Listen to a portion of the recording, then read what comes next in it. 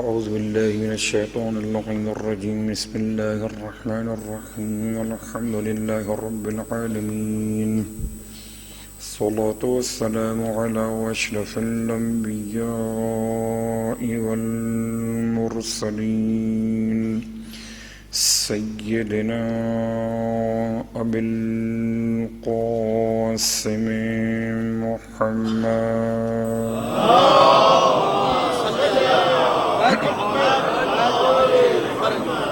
وعلى أهل بيته الطيبين الطاهرين واللعنة الدائمة على أعدائهم أجمعين أما بعد فقد قال الله تبارك وتعالى في كلامه الحميد وفرقانه المجيد قوله الحق وهو أصدق القائلين بسم الله الرحمن الرحيم رب ارحمهما كما ربياني صغيرا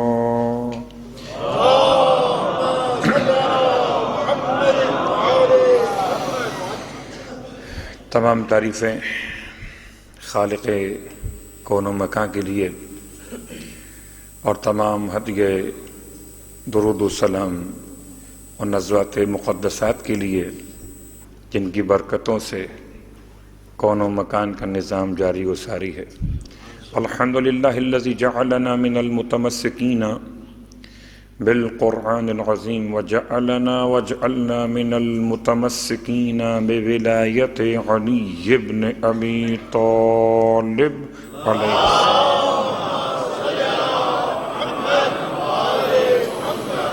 عظم اللہ اجورنا واجورکم بمصابنا بالحسین علیہ السلام وجعلنا وإياكم إن شاء الله من الطالبين بصأره مع وليه الإمام المهدي من آل محمد عليه السلام۔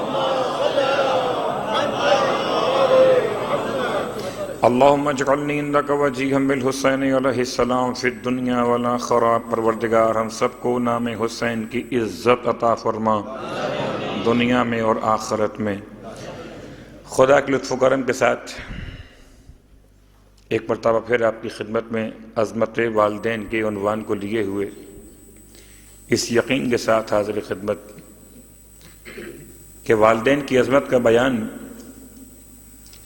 ان کی اطاعت کے اعتبار سے، ان کی خدمت کے اعتبار سے ایک مکمل موضوع، ان کی ذمہ داری کے اعتبار سے، حق تربیت کے اعتبار سے، ان کی تمام تر نمائندگی پروردگاری کے اعتبار سے ایک الگ موضوع ہے۔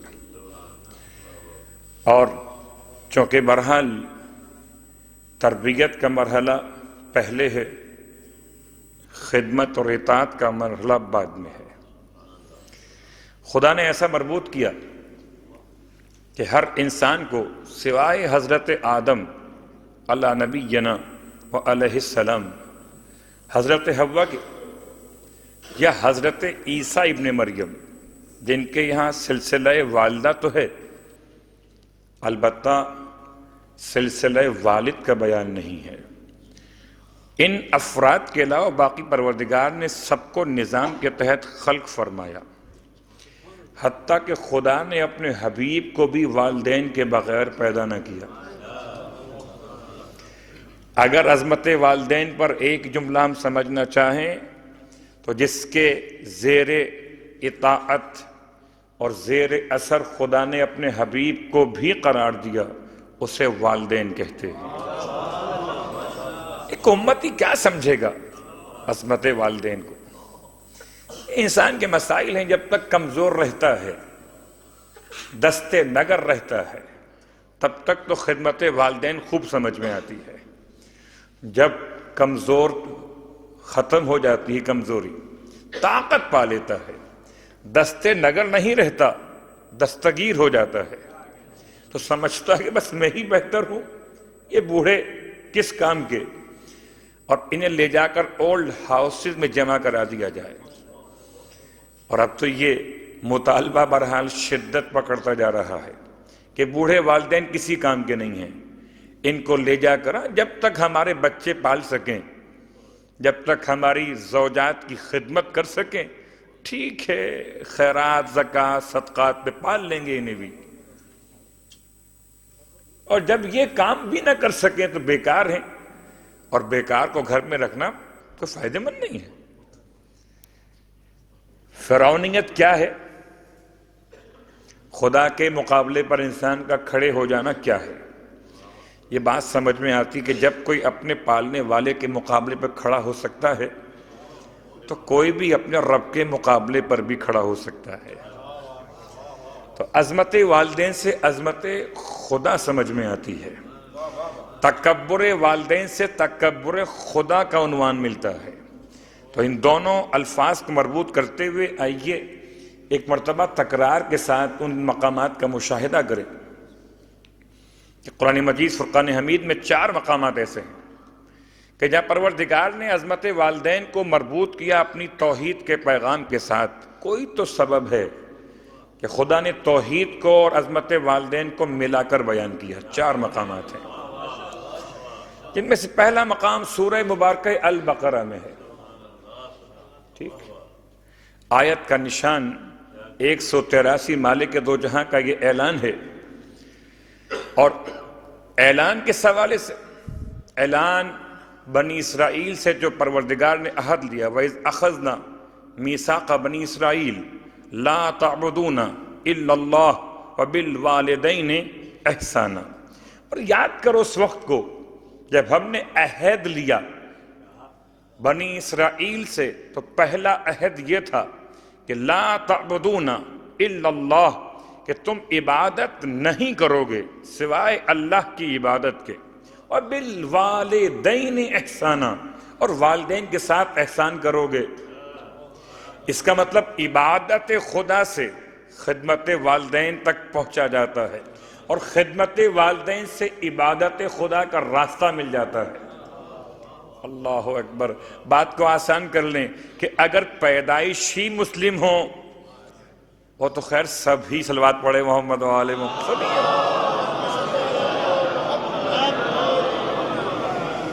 الفاظ بدل لیتا ہوں، ہمارے یہاں 2 قسم کے مومنین ہیں، ایک وہ جنہیں ہم کہتے ہیں نسلی مومن، اور ایک وہ جو اصلی مومن ہے۔ نسلی مومن وہ ہے کہ جو نسل کے لحاظ سے مومن ہے، اب چاہے وہ واقعاً ذمہ داری مومن کو انجام دیتا بھی ہو نہ دیتا ہو، مگر ہے مومن۔ ایک گھرانے مومن میں پیدا ہوا ہے نا، اور ایک اصلی مومن وہ کہ گھرانہ کوئی بھی ہو، کسی گھر میں پیدا ہوا ہو، راستہ تلاش کرتے کرتے ایمان پر آ گیا، تو کبھی یہ پتا چلا کہ عبادت خدا سمجھاتی ہے خدمت والدین کو، اور کبھی یہ سمجھ میں آیا کہ خدمت والدین پہنچاتی ہے اطاعت خدا تک، تو اگر مومن اصلی ہو تو عبادت خدا سے خدمت والدین تک پہنچتا ہے، اور اگر مومن نسلی ہو تو خدمت والدین سے۔ دلیل ہے، صلوات پڑھے محمد و آل محمد، ایسا نہیں ہے؟ مثال چاہیے، مثال چاہیے، آئیے مثال لے لیجئے۔ بہت مشہور معروف روایت بہت بار آپ کی سنی ہوئی کہ ایک وہ امام کا چاہنے والا عیسائیت سے اسلام قبول کرتا ہے، اور اسلام قبول کرنے کے بعد خدمت امام جعفر صادق علیہ السلام میں آتا ہے۔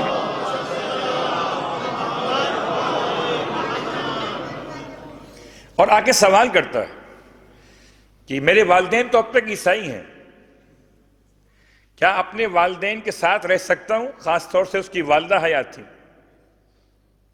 امام فرماتے ہیں بلکہ میں تم کو تاکید کرتا ہوں، نہ کہ صرف رہ سکتے ہو بلکہ میں تم کو تاکید کرتا ہوں کہ اپنی والدہ کے ساتھ رہو، ان کی خدمت کرو۔ یہ مسلمان ڈھونڈ کر ایمان لایا ہے، نسلی نہیں ہے، اصلی ہے، اور اصلی امام کی بات کو خوب مانتا ہے نا، یوں کر لیتے ہیں کہ جو اصلی ہے وہ امام کی بات پر خوب عمل کرتا ہے، مانتا تو وہ بھی ہے جو نسلی ہے، عمل کون کرے؟ وہ تو درود پڑھ کے نکل جاتا ہے، بس امام کا نام آیا ہم نے درود پڑھ لیا کافی ہو گیا خلاص۔ تو کیا امام ایک درود کے محتاج ہیں؟ اللہ اکبر، کہ جب کبھی امام کا نام آئے درود پڑھ لیجئے، اس کے علاوہ کیا کرنا ہے پھر آپ جانے، اور آپ کا صلوات پڑھے محمد والے مشکل نہ ہو جائے جملہ۔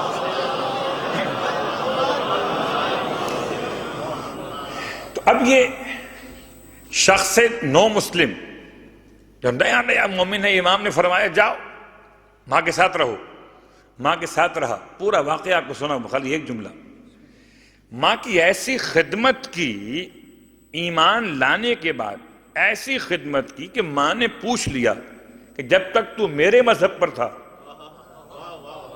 تب تک تو ایسا نہیں تھا، یہ کون سا نیا مذہب تو لے کر آیا ہے اس نے تجھے اتنا میرا اطاعت گزار بنا دیا ہے؟ تو کبھی ایسا ہوتا ہے کہ عبادت خدا اطاعت والدین تک پہنچاتی ہے۔ وَإِذْ أَخَذْنَا، اور یاد کرو اس وقت کو جب ہم نے میثاق لیا، کس سے؟ بنی اسرائیل سے۔ میثاق میں پہلی بات کیا تھی کہ لا تعبدون الا اللہ وبالوالدین احسانا، اور دوسرا مرحلہ سورہ مبارکہ النساء آیت نمبر 36 میں مالک کا اعلان کہ اللہ تعبدوا الا اللہ وبالوالدین احسانا، کہ تم کسی کی عبادت نہیں کرو گے سوائے اللہ کی عبادت کے، وبالوالدین احسانا، اور والدین کے ساتھ احسان کرو گے۔ ایک دفعہ کہہ دیا تو کافی تھا۔ کبھی کبھار لوگ پوچھتے ہیں کہ مولانا وہ قرآن میں کہاں لکھا ہوا ہے؟ مثال کے طور پر کبھی مسئلہ داڑھی کا ہو تو پوچھتے ہیں، کبھی مسئلہ خمس کا ہو تو پوچھتے ہیں قرآن میں کہاں لکھا ہوا ہے؟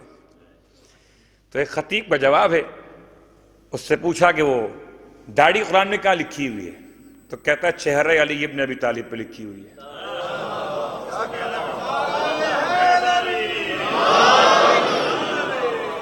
ہے کوئی جو مٹا دے جا کے؟ ہے کوئی جو انکار کر دے؟ وہ چاہے رکھے نہ رکھے وہ الگ موضوع ہے، انکار کرے گا؟ بات سمجھانے قرآن میں ایک آیت بھی ہو نا، مسئلہ خمس پر ایک ہی آیت ہے بس پورے قرآن میں، تو ایک آیت بھی حجت ہے یا نہیں؟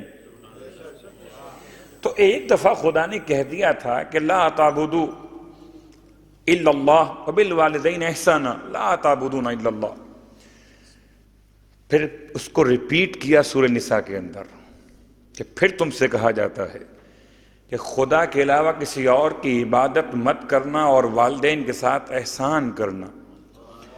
سورہ مبارکہ الانعام پھر الفاظ استعمال ہوئے، اللہ تشرکوا بہ شیئا، آیت نمبر 151، 10 احکام کے درمیان میں خدا نے اپنے حبیب کے ذریعے پیغام دیا، قل تعالوا اتلو علیکم ما حرم ربکم علیکم، کہیے حبیب آؤ میں تمہیں بتا دوں کہ تمہارے پروردگار نے تم پر کون کون سی باتیں حرام کی ہیں۔ ان میں سے پہلی بات اللہ تشرکوا بہ شیئا، کہ خدا کے ساتھ کسی شے کو شریک مت کرنا، وبالوالدین احسانا، کبھی شکل اس بات میں کبھی پیغام نفی کے ساتھ اطاعت والدین۔ یہ 10 احکام حرم علیکم ربکم، تمہارے پروردگار نے تم پر جو حرام کیا ہے، ان میں سے پہلی بات یہ ہے کہ خدا کے ساتھ کسی کو شریک نہ قرار دینا، اور ماں باپ کے ساتھ کبھی احسان کو ختم مت کرنا، حرام ہے۔ نتیجہ کیا نکلے گا؟ نفی کے ساتھ ترجمہ کریں گے تو کہ ماں باپ کی ساتھ احسان کو کبھی ختم مت کرنا، کہ احسان کا ختم کرنا حرام ہے۔ 10 احکامات میں سے تم پر دوسرا حکم یہ لیکن شرک کے فوراً بعد اللہ اکبر، نہ مسئلہ کسی اور عبادت کا، نہ کسی اور عقیدے کا، 3 مقامات تک تو آپ پہنچ گئے۔ چوتھا مقام بہت مشہور، سورہ مبارکہ بنی اسرائیل، آیت نمبر 23 اور 24، وَقَضَىٰ رَبُّكَ أَلَّا تَعْبُدُوا إِلَّا إِيَّاهُ وَبِالْوَالِدَيْنِ إِحْسَانًا۔ یا خدا نے اپنے حبیب کو مخاطب، قضا ربک، تمہارے رب کا فیصلہ ہے، تمہارے پروردگار کا فیصلہ کہ اللہ تعبدوا الا اياه، کہ تم اللہ کے سوا کسی اور کی عبادت نہیں کرو گے، وبالوالدین احسانا، اور والدین کے ساتھ احسان کرو گے۔ 4 مقامات ہو گئے، سورہ بقرہ، سورہ نساء، سورہ الانعام اور سورہ بنی اسرائیل، 4 مقامات ہیں۔ ان 4 مقامات پر خدا نے اپنی عبادت کے ساتھ، پیغام توحید کے ساتھ، حکم عدم شرک ذات خدا کے ساتھ عظمت والدین کو ایسا مربوط کیا کہ اب 4 آیتوں میں آنے کے بعد تو گنجائش ہی نہیں ہے کہ میں خدا کی عبادت کو خدمت والدین سے الگ کر دوں، گنجائش ہی نہیں۔ اگر 1 آدھ آیت میں ہو تب بھی گنجائش نہیں ہوتی، 4 آیتوں میں کہ خدا کی توحید اور عظمت والدین، تو کوئی تو ربط ہوگا، کوئی تعلق تو ہوگا، اور اس تعلق کو تلاش کرتے ہوئے رب ارحمہما کما ربیانی صغیرا، پچھلے جمعے بھی ہمارا عنوان یہی تھا اور آج بھی یہی، ایسی کامل ترین دعا، ایسی جامع ترین دعا کون تلاش کرتا کہ ماں نے مجھ پر کیا کیا، باپ نے میرے ساتھ کیا کیا۔ ہمارے پاس شکوے تو ہیں، شکر بہت کم ہے۔ یہ مسئلہ تو خدا کے ساتھ بھی ہے، صرف والدین بیچارے کیوں موضوع بحث بنائے جائیں، خدا کے ساتھ بھی لوگ یہ کرتے ہیں۔ جب تک صحت ملتی ہے تو شکر خدا نہیں کرتے، جب بیمار ہوتے ہیں شکوہ خدا کرتے ہیں، جب تک موسم اچھا ملتا ہے شکر خدا نہیں کرتے، جب موسم سخت ہو جائے شکوہ خدا کرتے ہیں، جب تک بیٹے ہوتے رہیں شکر خدا نہیں کرتے، جب بیٹیاں ہوں بیٹے نہ ہوں شکوہ خدا کرتے ہیں، جاب لگ جائے شکر خدا نہیں کرتے، جاب چھوٹ جائے شکوہ خدا کرتے ہیں۔ انسان کی مجبوری ہے کہ وہ خدا کو بھی نہیں معاف کرتا، اللہ اکبر۔ تو والدین کے مسائل تو اپنے مقام پر ہے، یہ سوال تو اپنے مقام پر رہتا ہے، کیا دیا ماں باپ نے ہمیں؟ میں کہتا ہوں کہ ماں باپ کے حوالے سے انسان کبھی یہ سوچے کہ میں نے ماں باپ کو کیا دیا، میں نے کیا دیا۔ ماں باپ نے جو دیا اس کو اگر سمجھنا ہے تو امام سید سجاد علیہ السلام کے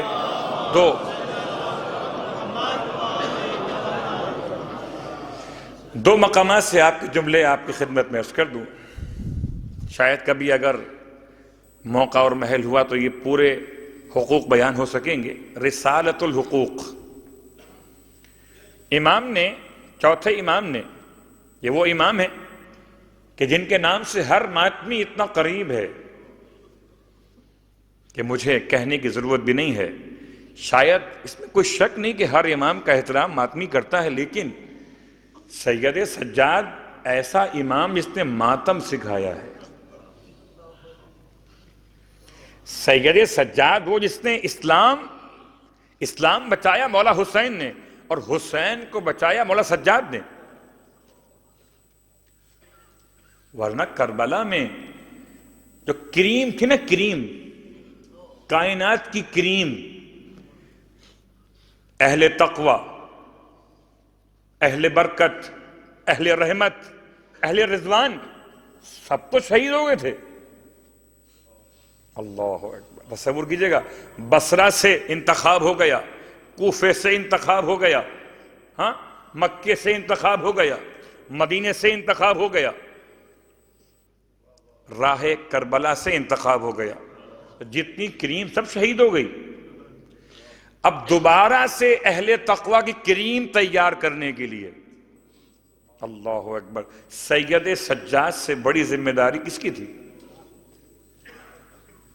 تو آپ نے نئے سرے سے کائنات کو ایسے افراد پھر فراہم کرنے تھے کہ جو کربلا کے شہیدوں کی کمی پوری کر سکیں، کوفے میں، بصرہ میں، مختلف علاقوں میں۔ تو چوتھے امام کے الفاظ، آپ سے پوچھا گیا مولا ماں کا حق کیا ہے؟ فرمایا اما حق امک، تمہاری ماں کا تم پر یہ حق ہے کہ تمہاری ماں نے تمہارے بوجھ کو اس وقت اٹھایا کہ جس وقت میں کوئی کسی کا بوجھ اٹھانے پہ تیار نہیں ہوتا۔ یہ ایسا جملہ ہے مولا کا، حیث لا یحمل احد احدا، تمہاری ماں نے تمہارے بوجھ کو ایسے وقت میں اٹھایا کہ جس وقت میں کوئی کسی کا بوجھ اٹھانے پہ تیار نہیں ہوتا۔ بوجھ کا مطلب وزنی چیز تو اٹھا لیتا ہے انسان، لیکن جو بہت نازک ہو نا، بہت نازک ہو، اسے سنبھالتے ہوئے گھبراتا ہے کہیں گر نہ جائے، ٹوٹ نہ جائے، مڑ نہ جائے، اللہ اکبر، نقصان نہ پہنچ جائے۔ ماں نے ایسے وقت میں تمہارے بوجھ کو اٹھایا کہ قطرے صلب پدر کے تحفے کے اور تم کچھ نہ تھے، اس ایک قطرے کی حفاظت میں تمہاری ماں نے اپنی جان لگا دی، تب کہیں جا کر تم شکل بشر کی طرف سفر مکمل کر رہے تھے۔ ایک قطرہ۔ امام فرماتے ہیں تمہاری ماں نے تمہارے لیے اپنی توانائیاں، اپنا خون جگر تمہیں دے کر پروان چڑھایا، اور خون جگر کوئی کسی کو دے نہیں سکتا۔ یہ خون دے سکتے ہیں جو جس میں ہوتا ہے، خون جگر، خون جگر، اس کو بیان کرنے کے لیے کتنی تفصیلات چاہیے، خون جگر ہوتا کیا ہے؟ ایک مثال کافی ہے۔ خون جگر کی پہچان یہ ہے کہ چوٹ لگتی ہے بیٹے کو اور ماں اپنا وجود سہلاتی ہے۔ ربط کیا جگر کا انسان کا ماں سے، کہ پریشان اولاد ہوتی ہے اور ماں اس کی پریشانی کو بغیر رابطے کے پہچان لیتی ہے۔ یعنی انسان دنیا میں کوئی بھی ایسا رشتہ رکھتا ہی نہیں، ہاں میں سمجھتا ہوں 3 رشتے ایسے ہیں، 3 رشتے ایسے کہ جن رشتوں میں بتانے کی ضرورت نہیں ہوتی۔ پہلا رشتہ انسان کا اس کے رب کے ساتھ، کہ رب کو بتانے کی ضرورت نہیں ہے، البتہ بتاؤ گے تو بتانا بھی عبادت ہو جاتا ہے۔ کہ دعا، بتانا کیا ہے؟ دعا۔ اگر نہیں بتاؤ گے تب بھی اسے معلوم ہے، کرے گا تو مشکل وہ حل تمہاری بغیر بتائے بھی، وہ چاہتا ہے مشکل بھی حل ہو اور عبادت کا ثواب بھی دے دوں، تو کہتا ہے مجھ سے دعا مانگو، ٹھیک، ورنہ مسئلہ تو حل ہوگا۔ تو کیا کافروں کے مسئلے حل نہیں ہوتے؟ البات پڑھے محمد و آل محمد ہوتے ہیں۔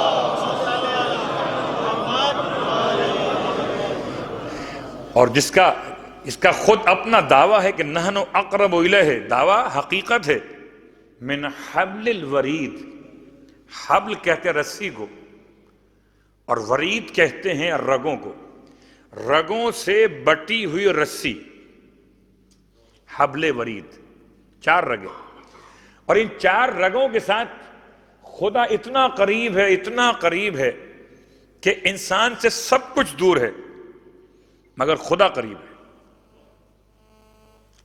اس سے بتانے کی ضرورت نہیں ہے۔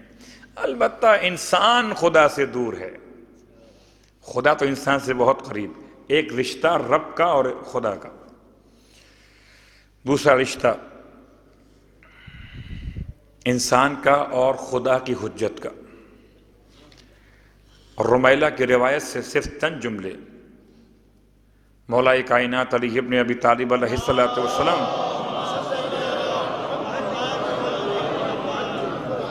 رمیلہ کوئی مومن بیمار نہیں ہوتا مگر ہم اس کی بیماری میں شریک ہوتے ہیں. شریک کسے کہتے ہیں؟ شریک کا مطلب یہ کہ 105 بخار مجھے ہے تو 105 بخار کسی دیکھنے والے کو، ہاتھ پکڑنے والے کو نہیں ہو سکتا. مجھے ہے بخار تو نہ یہ 105 بخار میری ماں کو ہے، نہ باپ کو، نہ بھائی کو، نہ بہن کو، نہ بیٹے کو، نہ بیٹی کو، نہ شریک حیات کو. جو بدن میرا ٹوٹتا ہے 105 بخار میں وہ کسی اور کا ٹوٹتا نہیں ہے. حتیٰ کہ طبیب بھی نبض تھام کر کہتا ہے کہ بخار اتنا ہے، یا تھرمامیٹر سے چیک کر کے کہتا ہے کہ بخار اتنا ہے. امام فرماتے رمیلہ کوئی مومن بیمار نہیں ہوتا مگر ہم اس کی بیماری میں شریک ہوتے ہیں. 105 بخار یا مومن کو ہوتا ہے یا زمانے کے امام کو ہوتا ہے. اس سے سخت جملہ نہیں ہے. شریک کا مطلب آپ بیٹھے ہوئے یہاں پر، اب یہ روشنی ہے، یہ یہاں کا موسم ہے، جو کسی باہر بیٹھے ہوئے لوگ ہیں، باہر کے علاقے میں لوگ ہیں، ان کو یہاں کے موسم کی خبر تو ہو سکتی ہے، شرکت نہیں ہوگی. اگر آپ کو شرکت ہوگی کہ آپ بیٹھے ہوئے. ٹھیک. رمیلہ کوئی مومن پریشان نہیں ہوتا مگر ہم اس کی پریشانی میں شریک ہوتے ہیں. جاب آپ کی چھوٹی ہے، آپ نے مجھ سے آ کے بیان کیا، میں کیا کروں گا؟ بڑا افسوس ہوا، چلیے اللہ سے دعا کریں گے. بس 1 منٹ کا افسوس تھا، اگلے منٹ میں اور باتیں تھیں. آپ نے بھائی سے کہا، آپ نے بہن سے کہا، آپ نے کسی اور سے کہا، جس سے کہا اس نے افسوس کیا. کتنے منٹ کے لیے؟ 1 منٹ 2 منٹ، بات ختم ہو گئی. امام فرماتے رمیلہ کوئی مومن پریشان نہیں ہوتا. کبھی کوئی مومن اپنے آپ کو پریشانی میں اکیلا نہ سمجھے. میں کہتا ہوں کہ واقعاً پہلے ہو جاؤ مومن اور پھر بیماری بھی راحت جاں بن جائے گی. جب یہ یقین ہو جائے کہ میرا زمانے کا امام شریک ہے، پہلے ہو جاؤ مومن، پھر پریشانی بھی آسانی دکھائی دے گی. اللہ اکبر. بھائی صرف موت کی بات تو نہیں ہے نا کہ نہ جانے دے گے نہ جب شومی قسمت، ملیں گے قبر میں مولا سلام کر لیں گے. یا سبط جعفر شہید کے وہ کلمات جو اتنے معروف ہوئے کہ غسل میت نہ کہنا میرے غسل کو. اس نے اپنی شہادت سے کتنے سال پہلے، 12 سے 14 سال پہلے یہ جملہ کہا تھا، غسل میت نہ کہنا میرے غسل کو، اجلے ملبوس کو مت کفن نام دو، میں چلا ہوں علی سے ملاقات کو. اس کی تھی آرزو، وہ گھڑی آ گئی. تو خالی موت ہی مولا سے ملاقات کا عنوان نہیں ہے. اگر مؤمن ہو تو بیماری بھی مولا سے ملاقات کا عنوان ہے. اگر مومن ہو تو پریشانی بھی مولا سے ملاقات کا سامان. صلوات پڑھے محمد و آل محمد.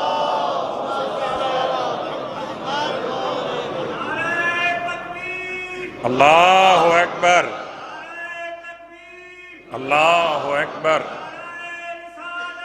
یا رسول اللہ، یا رسول اللہ، یا علی. ٹھیک. رمیلہ کوئی مومن ہاتھوں کو اٹھا کر دعا نہیں کرتا مگر ہم آمین کہنے والوں میں شامل ہوتے ہیں. بہت سی مرتبہ اب تو ایک رواج بن گیا، آپ نے کہا مجھ سے التماس دعا، میں نے کہا محتاج دعا، نہ ادھر دعا نہ ادھر دعا. واقعی نہیں ہے نہیں ہے، سوائے میں آپ کے منہ پر کہہ دوں، آپ میرے منہ پہ کہہ دیجئے کہ ٹھیک دعا کریں گے آپ کے لیے، لیکن جب آپ کے خلوت اور عبادت کا وقت آئے اور کوئی آپ سے 24 گھنٹے میں کسی وقت میں آپ کے کان میں کہے کہ یہ گھڑی قبولیت دعا کی ہے، کوئی ایک دعا مانگ لو، اب مجھے بتائیں آپ یاد آئیں گے مجھے؟ اگر میرے لیے ہو، آپ کے لیے ہو تو میں آپ کو یاد نہیں آؤں گا. ٹھیک. امام فرماتے ہیں رمیلہ کوئی مومن دعا نہیں کرتا مگر ہم اس کی دعا میں آمین کہنے والوں میں شامل ہوتے ہیں. کیا مزہ آئے اس دعا کا جب میں مومن ہو جاؤں، دعا میں کروں، زمانے کا امام آمین کہے. اب سمجھ میں آتا ہے اللہم کل ولی کا یہ ہمیں کیوں بتایا امام زمانہ نے کہ تم اگر مومن ہو کے دعا کرو گے ہم آمین. صلوات پڑھے محمد والے. کیا دعا، نہ میرا موضوع نہ وقت، ورنہ یہ خود اللہم کل ولیت اس کی دعا کا جو مفہوم ہے، جو پیغام ہے، ہم نے بہت بار پڑھا، مسلسل پڑھتے ہیں، کبھی غور بھی کیا کہ پڑھتے ہیں تو اس کا مطلب کیا ہے. فی الحال اتنا کافی ہے کہ امام کے الفاظ رمیلہ کوئی مومن دعا نہیں کرتا مگر ہم آمین کہنے والوں میں شامل ہوتے ہیں. اور وہاں رسالہ حقوق میں چوتھے امام کے جملے، ماں کا حق تم پر یہ ہے کہ ماں نے تمہیں پیٹ میں رکھا اور تمہارے بوجھ کو ایسے اٹھایا کہ جس زمانے میں کوئی کسی کا بوجھ اٹھانے پر تیار نہیں ہوتا. ماں نے تمہارے لیے اپنا خون جگر ایسے دے دیا کہ کوئی کسی کو دینے پر تیار نہیں ہوتا. ماں نے تمہیں اپنے شیر مادر سے سیراب کیا. ماں خود بھوکی رہی، تمہیں کھانا کھلایا. سنا ہوا ہے آپ کا پورا، سنا ہوا ہے، لیکن روٹی کھاتے وقت کبھی ماں کو یاد کیجئے گا. خود بھوکی رہی، تمہیں کھانا کھلایا. اے بیٹا، اے اولاد، ایسا نہ ہو کہ تمہاری ماں بھوکی بیٹھی ہو اور تم کھانا کھا رہے ہو. اب یہ اپنے مقام پر مسائل ہیں کہ ہم نے ایک مزاج بنا لیا کہ اب جو کھانا کھانا ہے تو بیگم کے ساتھ کھانا ہے، ماں جائے کہیں بھی جائے. ہے مسئلہ. ماں کبھی کھانا نہیں کھاتی تھی جب تک بچوں کو کھلا نہ لے. خاص طور سے جب بچے چھوٹے ہوتے تھے تو اپنے ہاتھوں سے لقمہ نرم کر کے، ٹھنڈا کر کے، گرم بھی تیز نہ ہو، سخت بھی نہ ہو، زیادہ مرچوں والا حصہ بھی نہ ہو. بچہ کہتا تھا مجھے خالی گوشت ہی کھانی ہے تو روٹی کو روک دیتی تھی ماں. بچہ کہتا تھا ماں مرچیں لگ رہی ہیں تو ہر ایک لقمے پر پانی پلاتی تھی ماں. آج کیا کوئی بیٹا اپنی ماں کو ایسے کھانا کھلاتا ہے؟ ہے کوئی ایسا بیٹا کہ جو ماں کی خدمت کا جواب تو دے کم از کم؟ کہ آج ماں بوڑھی ہو چکی ہے، اسے مرچیں لگتی ہیں، اس سے گوشت کھایا نہیں جاتا، روٹی چپتی نہیں ہے، گرم تیز لگتی ہے، بار بار پانی چاہیے ہوتا ہے. ہے کوئی؟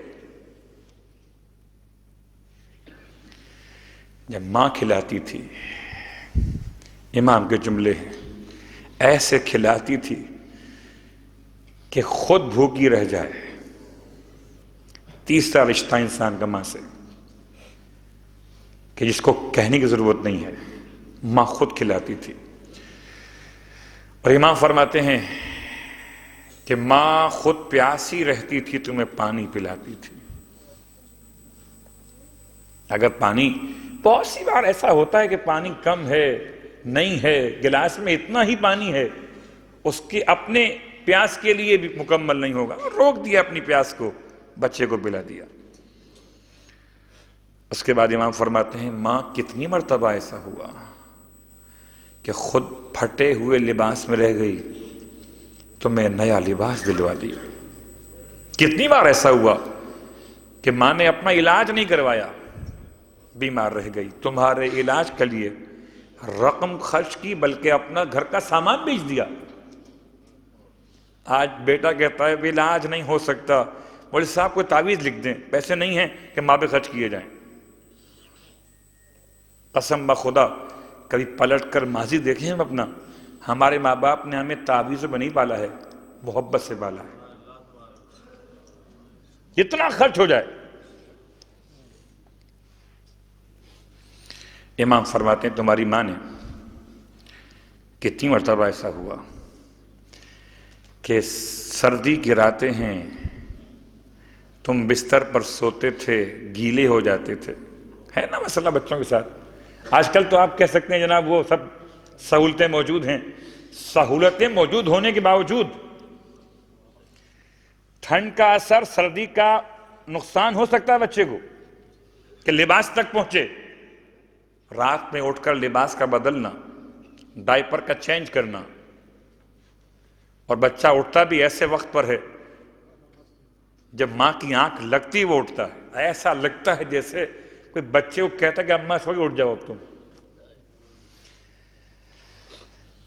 دھندلاہٹ، دن میں شوہر کی خدمت، رات میں بچوں کے لیے اٹھ کر کھانا تیار کرنا، کبھی فیڈر بنانا، کبھی ان کے کپڑے بدلنا، ان کے نخرے اٹھانا، یہ نہیں پہنوں گا، اور ماں پیچھے پیچھے گھوم رہی ہے۔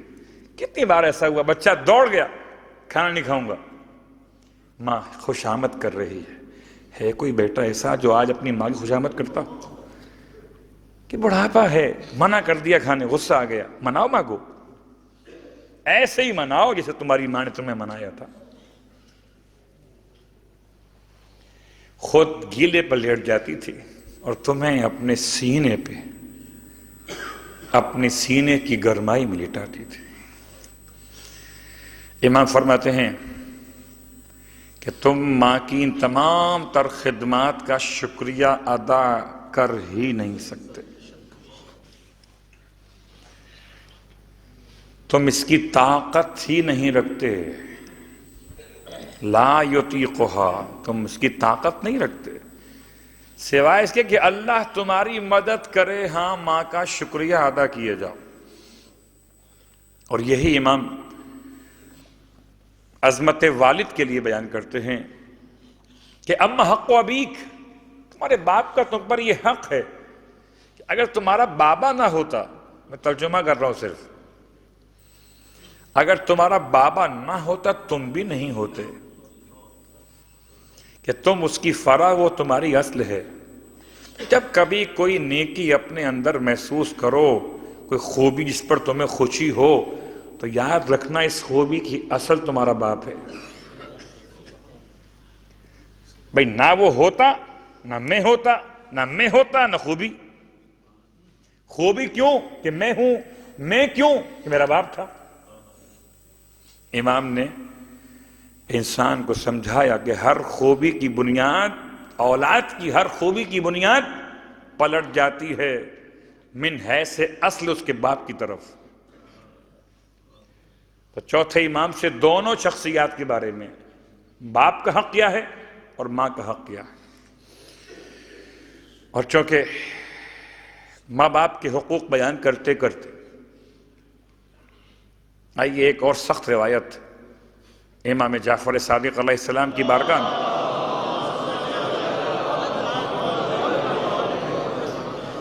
میں پھر اپنی بات کو دہراتا ہوں، اگرچہ یہ دہرانا بیکار نہیں ہے کہ جتنی باتیں پڑھ رہا ہوں نئی نہیں ہیں،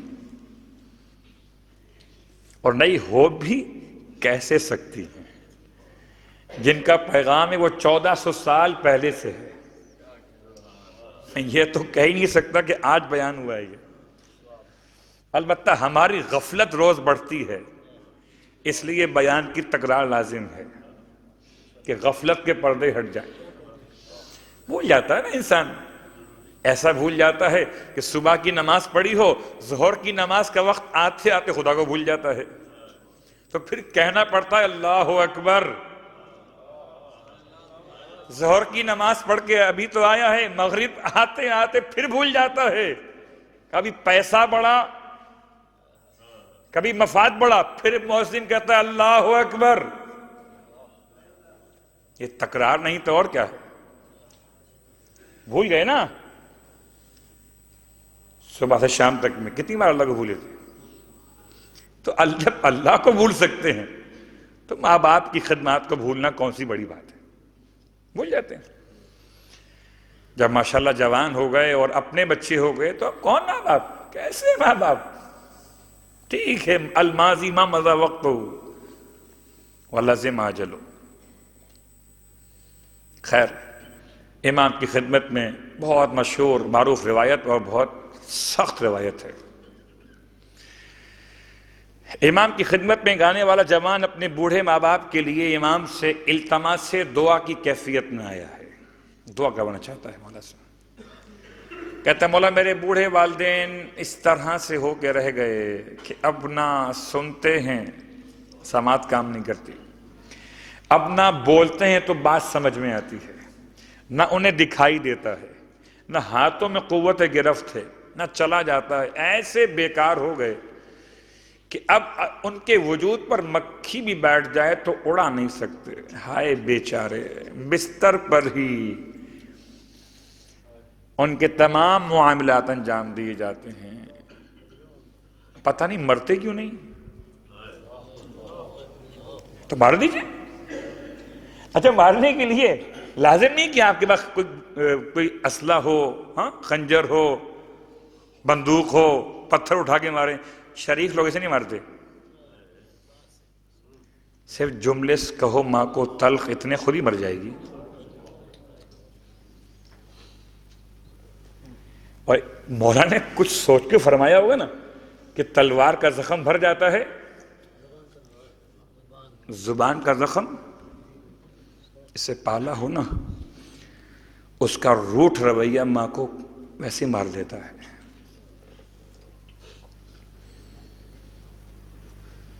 کبھی اس کا تصور آپ کو جب ہوگا جب آپ کا اپنا بیٹا کوئی آپ سے مس بیہیو کرے گا تو آپ کو پتہ چلے گا کہ مس بیہیو اگر ماں آپ کے ساتھ کیا جائے تو ان کے لیے زہر قاتل ہے۔ پھر بھی ہمارے ماں باپ نے کتنا برداشت کیا ہے، یہ سب رویوں کے بعد بھی اولاد کو بد دعا نہیں دی ہے۔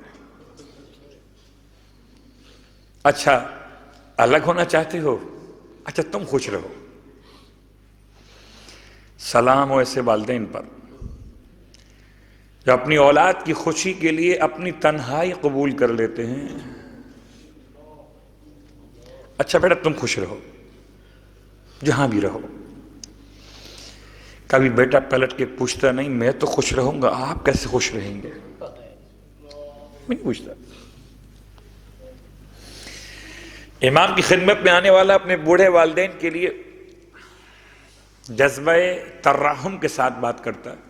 میرے بوڑھے والدین ایسے ہو گئے کہ اب تو ان پر مکھی بیٹھ جائے تو اڑا بھی نہیں سکتے۔ یہ تھکے ہوئے انداز سے بیٹے کا کہنا، کیا کرے بیٹا، کتنی خدمت کرے، مرتے ہی نہیں ماں باپ، مریں گے تو اس کو چھٹی ملے گی۔ یہ سب سے سخت جملہ میں نے کہا ہے کہ کوئی زبان سے نہ بھی کہے لیکن شاید اس کے عمل سے، اس کے رویوں سے یہ بات سامنے آ سکتی ہے۔ امام نے جواب دیا ہے، امام کا جواب تو ویسے ہی کلاموں کا سردار ہے۔ ارشاد فرمایا، تو پھر تم یہ چاہتے ہو کہ میں تمہارے بوڑھے ماں باپ کے لیے ہاتھ اٹھا کر کہہ دوں کہ خدا ان کی مشکل آسان کر دے؟ یہ چاہتے ہو؟ یہ جملہ ہمارے یہاں بھی استعمال ہوتا ہے بہت۔ آپ کسی بیمار سے ملنے پہنچے، بہت بیمار ہے بیچارہ، کینسر کا مریض ہو گیا ہے، ڈاکٹر نے جواب دے دیا ہے، کیمو ہو رہی ہے، سر کے بال اڑ گئے، بہت کمزور، ویل چیئر پہ آ گیا جوان آدمی، آپ اس سے ملنے گئے تو کبھی تو ایسا بھی ہوا نا کہ آپ نے یہ جملہ کہہ ہی دیا بالآخر، خدا مشکل آسان کر گئے۔ یہ بد دعا دیا آپ نے، دعا نہیں دی ہے، اور کسی مومن کو بد دعا دینا حرام ہے۔ کسی مریض کے، ایسے مریض کے جس کا علاج ختم ہو گیا ہو اور موت کے کنارے بیٹھا ہوا، اب مجھے بتائیں کہ اگر میں کنویں کے کنارے کھڑا ہو جاؤں آپ مجھے دھکا دیں گے، بچائیں گے؟ کیا کریں گے؟ یہ جو آپ کے جملے تھے نا، یہ دھکا دینے والے، خدا اس کی مشکل آسان کرے. اس کی مشکل آسان نہیں ہوگی. جو خدمت کرنے والے تیماردار ہیں نا، اٹینڈنٹ، ان کی مشکل آسان ہو جائے گی. آپ کی دعا اس کے لیے نہیں ہے، اس کے لیے بد دعا ہے. دلیل یہ کہ جب تک مومن زندہ ہے، خدا چاہتا ہے کہ اس وقت تک زندہ رکھے کہ اس کے سارے گناہ دھل جائیں. کہ جب مجھ سے ملاقات ہو اس بندے کی تو دامن اعمال میں کوئی گناہ باقی نہ ہو. اور ہم بڑے ہمدرد بنے، ہم نے گناہوں کی واشنگ کو روک دیا. دعائیں کر مشکل آسان کر دے، مشکل آسان کر دے، یعنی مر جائے. تو کیا کوئی انسان خدا سے بھی زیادہ محبت کر سکتا ہے کسی انسان سے؟ موت و حیات کس کے ہاتھ میں؟ بیماریوں کے کس کے ہاتھ میں ہے؟ پروردگار کے نا. تو بیماری ہو کہ نہ ہو، بات پڑھے محمد وآل محمد.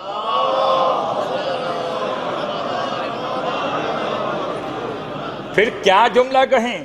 اب وہ الگ موضوع ہو جائے گا، خالی اشارہ کر رہا ہوں. جملہ کیا کہیں جب کسی ایسے بیمار کے سرہانے پہنچے؟ جملہ کیا کہیں؟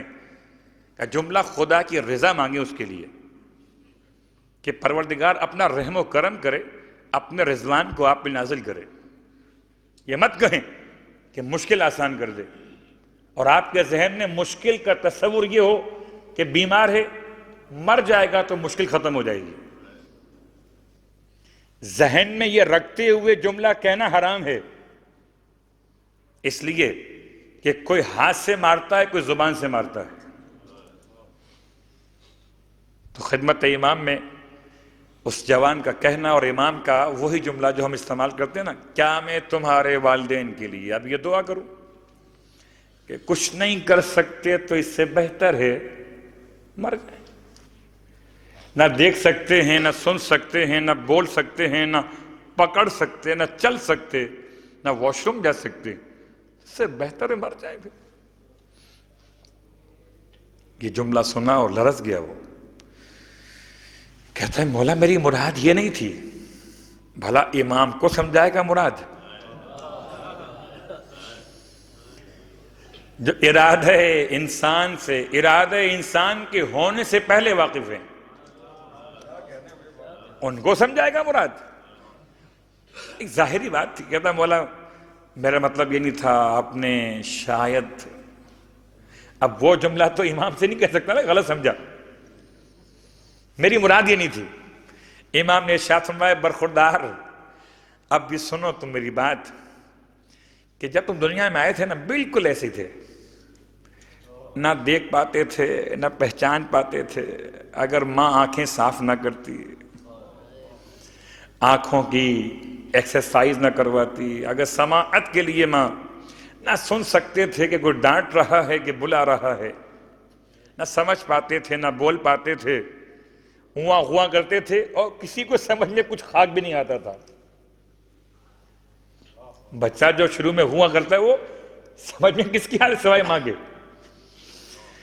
اور تمہارے ہاتھوں میں اتنی بھی طاقت نہیں تھی کہ تم ماں کی انگلی تھام کر اٹھ جاتے. آغوش مادر میں آہستہ آہستہ ہوئے اس قابل، ماں نے کیا اس قابل. نہ چل سکتے تھے، گر پڑتے تو ختم ہو جاتے، اور ایسے تھے کہ تم پر مکھی بیٹھ جائے تو تم اڑانے قابل نہیں تھے.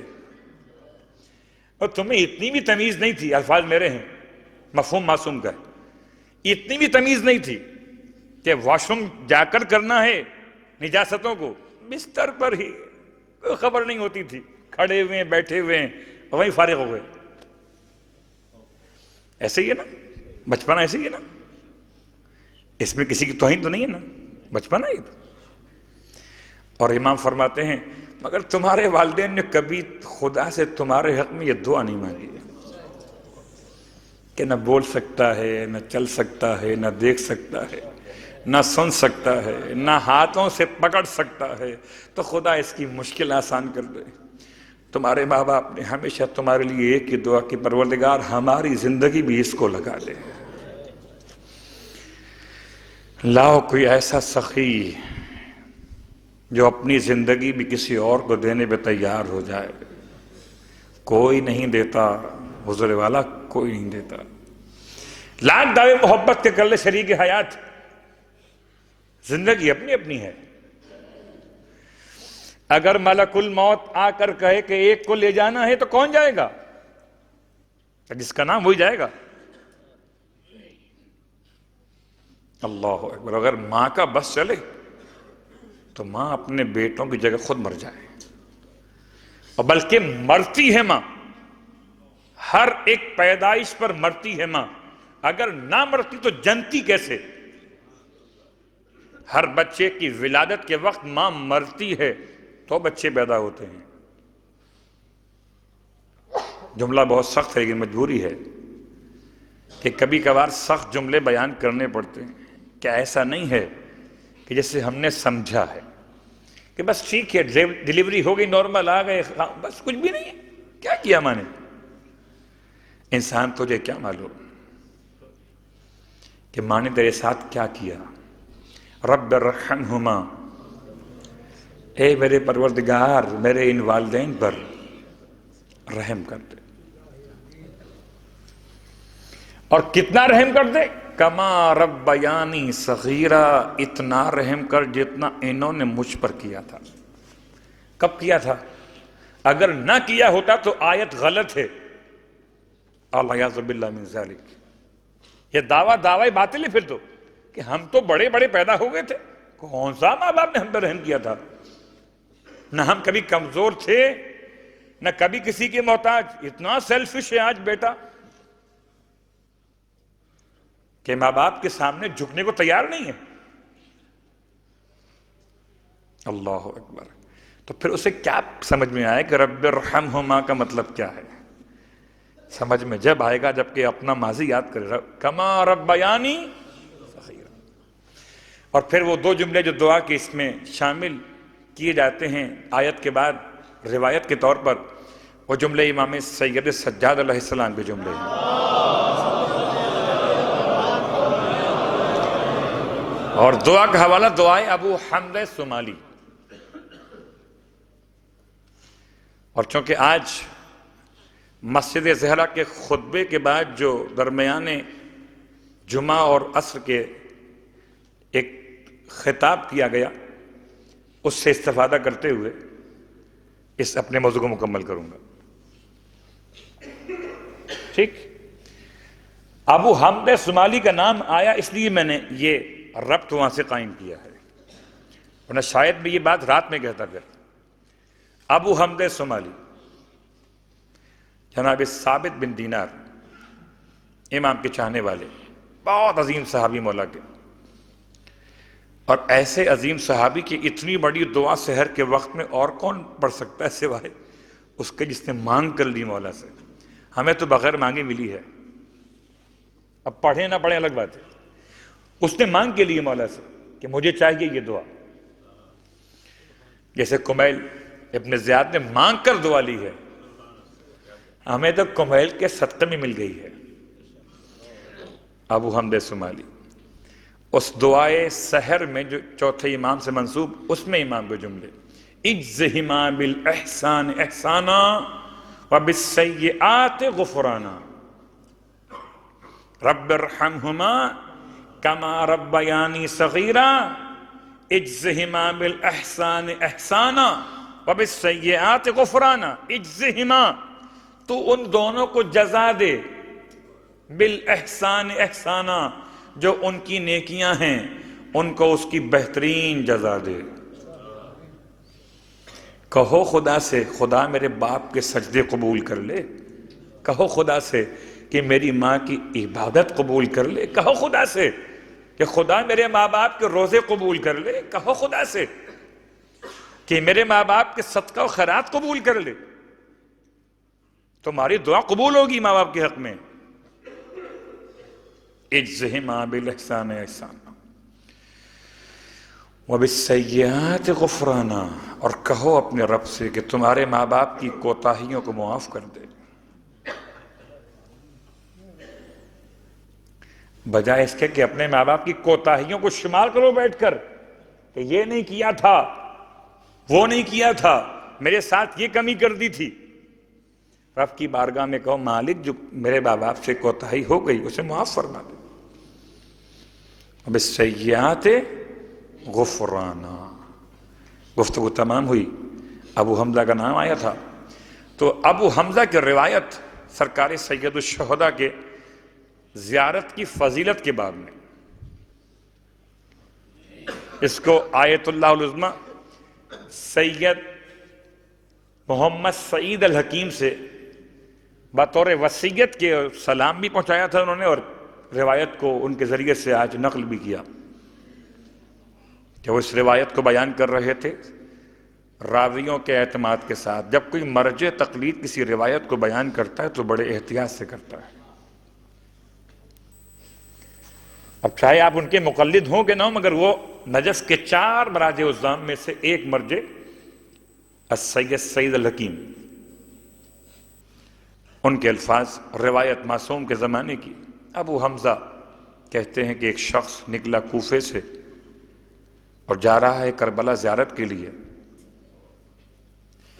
جب کربلا پہنچا روضہ سرکار سید الشہداء روضہ نہیں ہے، قبر ہے۔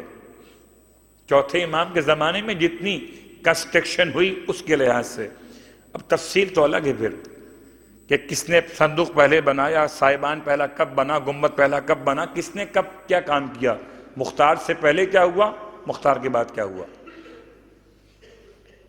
لیکن یہ شخص جب کربلا پہنچا ہے تو اس کو روک دیا ایک ایسے شخص نے، اس کی ہیبت اور جلالت بہت زیادہ تھی، کہ تم زیارت کے لیے ابھی نہیں جا سکتے۔ پہلے سوال کہ کہاں جاتے ہو؟ کہا میں آیا ہوں قبر ابی عبداللہ کی زیارت کے لیے۔ کہا نہیں، ابھی تم نہیں جا سکتے ہو۔ کہا کیوں نہیں جا سکتا ہوں؟ کہا نہیں، بس ابھی قبر پوشیدہ ہے تمہارے لیے، یعنی ابھی تم میں اس کے اجازت نہیں ہے کہ تم چلے جاؤ۔ کہتا ہے میں کھڑا رہا، فریاد کرتا رہا کہ شاید کچھ میری فریاد قبول ہو جائے۔ کچھ دیر کے بعد وہ شخص دوبارہ آیا اور کہا اب آ جاؤ، تمہارے لیے دروازہ کھول دیا گیا ہے، آ جاؤ، قبر موجود ہے، زیارت کر لو۔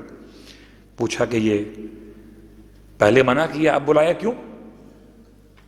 کہا جب تم پہلے آئے تھے اسی وقت اتفاق سے حضرت موسیٰ ابن عمران علی نبینا علیہ السلام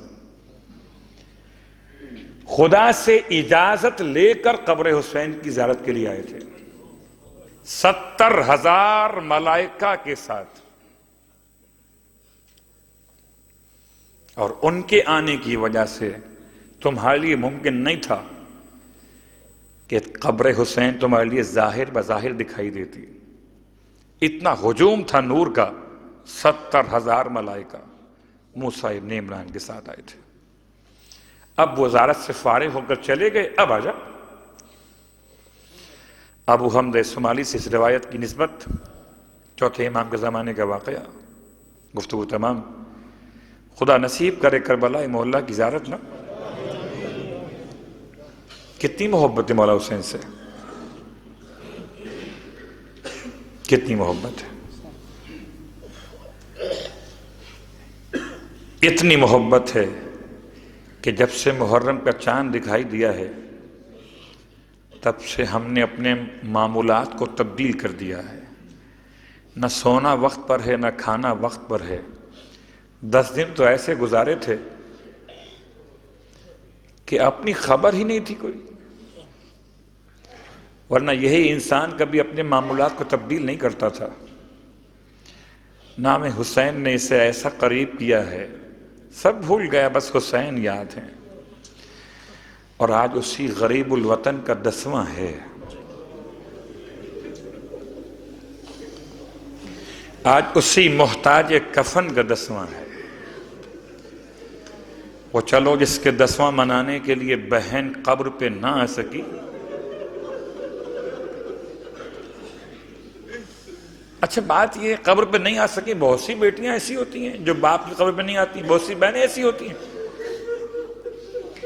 لیکن اگر کسی بہن کو یہ معلوم ہو کہ اس کے بھائی کی لاش کو دفن نہیں کیا گیا ہے، بلکہ اگر بہن نے خود کٹتے ہوئے اپنے بھائی کے گلے کو دیکھا ہو، کیا کربلا ہے، اللہ اکبر۔ سب سے مشکل امتحان کربلا میں بعد حسین جناب زینب کبریٰ کا تھا۔ اتنا بڑا امتحان تھا کہ مقتل میں کتنی بار آئی بی بی جو کبھی گھر سے باہر نہ نکلی تھی۔ مقتل کا مطلب سمجھتے ہیں؟ تلواروں کے ٹوٹے ہوئے ٹکڑے پڑے ہیں، رونے والوں برداشت کر سکو تو سننا کہ میرے مولا حسین پر پتھر بھی مارے گئے تھے۔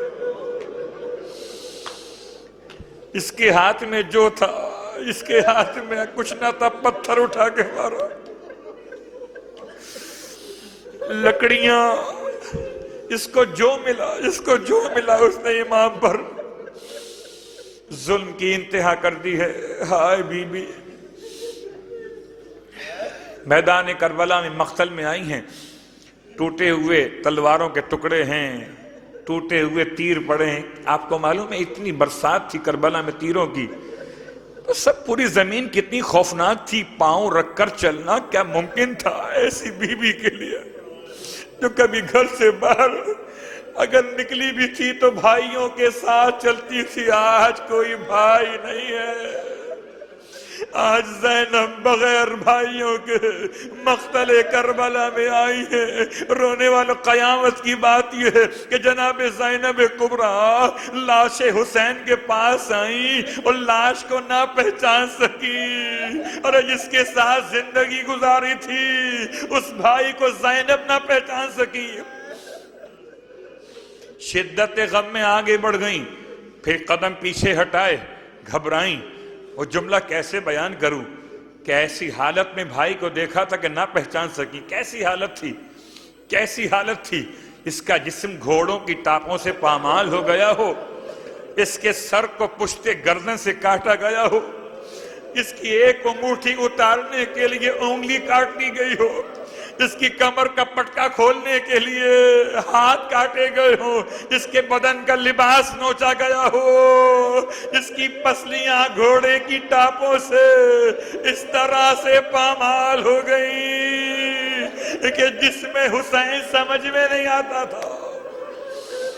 آگے بڑھ گئیں، اجلکم اللہ ماتندارو، پھر پیچھے ہٹیں، اور پیچھے ہٹ کر بی بی نے ایک مرتبہ ٹکڑوں کو ہٹایا، تلوار کے ٹوٹے ہوئے ٹکڑے، تیروں کو ہٹایا، پتھروں کو ہٹایا۔ اس کے بعد اس کا مطلب ایسا لگتا ہے اس واقعے سے کہ پامالی حسین کے بعد بھی امام پر پتھر مارے گئے تھے۔ پامالی حسین کے بعد بھی لشکر نے جاتے جاتے لشکر یزید نے پتھراؤ کیا تھا، اور اپنے بھائی کی لاش کو پتھروں کے درمیان سے ٹوٹے ہوئے تلواروں کے ٹکڑوں اور تیروں سے نکالا، خاک کربلا پر بیٹھ گئی، سینہ حسین کو آغوش میں لیا، کٹے ہوئے گلے پر منہ رکھ دیا، رگوں کو چومنا شروع کیا، فرماتی تھی کاش زینب بندی ہو جاتی، انت اخل حسین، ارے کیا تو ہی میرا بھائی حسین ہے؟ پھر فرمایا کاش زمین کربلا پھٹ جائے، زینب اندر سما جائے، حسین تجھے اس حال میں۔ رونے والوں بس ایک جملہ سننا، اس مقام پر جناب زینب کبریٰ نے بوسے دیے جہاں کسی نے بوسے نہیں دیے تھے، ہاں بوسے لیے تھے رسول خدا نے، گلے کے اوپر سے لیے تھے، رگوں کے اوپر سے لیے تھے، چوما تھا گلو حسین کو فاطمہ زہرا نے، چوما تھا گلو حسین کو مولا کائنات نے، چوما تھا اپنے بھائی کے گلے کو امام مجتبیٰ نے، لیکن رگیں جب کٹ گئی، ہائے سوکھی رگوں پر اپنے ہونٹ زینب نے رکھے، چوم کر کہا بھیا زینب اندھی ہو جاتی،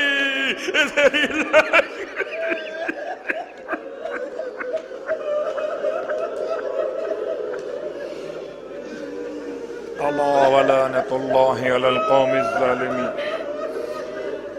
سيعلم الذين ظلموا أي منقلب ينقلبون۔ پروردگار آج شہیدان کربلا کا 10واں ہے، ہاں 6 مہینے کی اصغر کا 10واں ہے۔ جناب رباب بھی منتظر ہیں کہ ان کے بیٹے کا بھی ذکر کیا جائے، ہاں جناب لیلا بھی منتظر ہوں گی کہ اکبر کا ماتم بھی کیا جائے، ہاں جناب ام کلثوم بھی، جناب زینب کبریٰ بھی، اور قاسم کی دکھیاری ماں 4 سال کی سکینہ بھی منتظر ہے کہ میرے بابا کا ماتم کیا جائے۔ 10واں ہے نا رونے والوں، جب ہمارے یہاں کسی مرحوم کا 10واں ہوتا ہے ہم کھانے کا انتظام کرتے ہیں، پانی رکھتے ہیں، فاتحہ دلواتے ہیں، اس کے بعد پانی بچوں کو پلاتے ہیں، کھانا کھلاتے ہیں۔ ہائے سکینہ پیاسی ہے، حسین کا 10واں ہے، کس طرح سے پرسہ پیش کیا جائے؟ زینب کے ہاتھ رسن میں بندھے ہیں، ہائے قید خانہ کوفہ۔ پروردگار واسطہ آل رسول کا، پروردگار واسطہ جناب زینب کبریٰ کا مالک تمام تر ماتمداروں کے ماتم پرسے کو قبول فرمائے۔ بہر اللہ واسطہ محمد و آل محمد کا، پروردگار شہیدان کربلا کی عظمت کا واسطہ کوئی غم نہ دے سوائے غم آل رسول کے۔ پروردگار جناب سرکار سید الشہداء کے کٹے ہوئے گلے کی رگوں کا واسطہ پروردگار تمام ماتمداروں کی حفاظت فرما۔ پروردگار اس امام کا واسطہ جو خود تو پیاسا شہید ہو گیا، اپنے نام پر تمام پیاسوں کے لیے سبیلیں لگوا گیا۔ پروردگار واسطہ محمد و آل محمد کا جتنے بھی والنٹیئر سبیل پہ کام کرتے ہیں تمام کی توفیقات خیر میں اضافہ فرما۔ بہر اللہ واسطہ محمد و آل محمد کا، پروردگار اس فرش اعضا کو بچھانے کے لیے جن افراد نے تعاون کیا ان تمام کی توفیقات خیر میں اضافہ فرما، اور انشاءاللہ سلسلہ جاری رہے گا جب تک کہ سرکار سید الشہداء کے خون کا انتقام نہ لیا جائے۔ پروردگار خاص طور سے اس فرش اعضا کو مزید ترقی اور کامیابی عطا فرما۔ بہر اللہ واسطہ محمد و آل محمد کا، حکومت شارجہ اور ادارہ جعفریہ کے رئیس اور اس کے ساتھ ساتھ جتنے بھی انتظامات کرنے والوں نے انتظامات میں تعاون کیا اور تعاون کر رہے ہیں، کریں گے، ان تمام کے لیے پروردگار دعا کرتے ہیں جو ذکر حسین کے لیے کوئی نہ کوئی ذریعہ فراہم کرتا ہے مالک، ان کے تمام تر دعاؤں کو اپنی بارگاہ میں قبول و مقبول فرما۔ بہر اللہ واسطہ محمد و آل محمد کا، پروردگار جو بھی تمام تر مشکل حالات کے بعد نکل کے آتے ہیں اور اس بات کا انہیں کوئی احساس اور غم نہیں ہے کہ جان رہے نہ رہے، جاب رہے نہ رہے، حسین کا ماتم رہ جائے، ان تمام کے رزق و روزگار کی حفاظت فرما۔ بہر اللہ واسطہ محمد و آل محمد کا، آپ کے یہاں مسئلہ اور ہے، پاکستان کے مسائل اور ہیں، وہاں جان کا مسئلہ، پروردگار تمام ماتمداروں کی وہاں پر جان کو سلامتی عطا فرما۔ دنیا بھر میں جہاں کہیں ماتم برپا ہے ان مقامات کی حفاظت فرما۔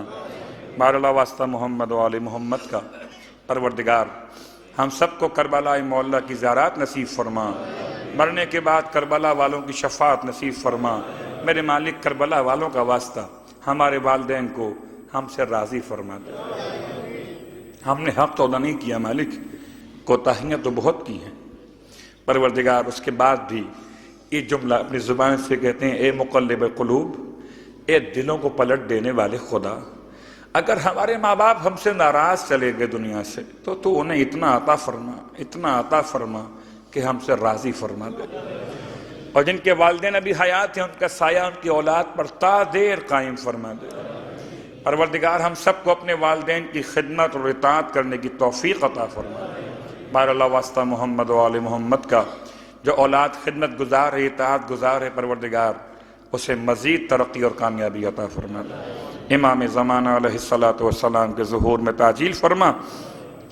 اور ایک مومن نے دعا کی التماس کی، ان کی خاص کوئی پریشانی ہے، محسن عباس غالباً لکھا ہوا ہے، ان کے لیے اور تمام مشکلات جن کی ہیں مالک واسطہ مشکل کشائے دو جہاں کا، ان کی مشکلات کو دور فرما دے۔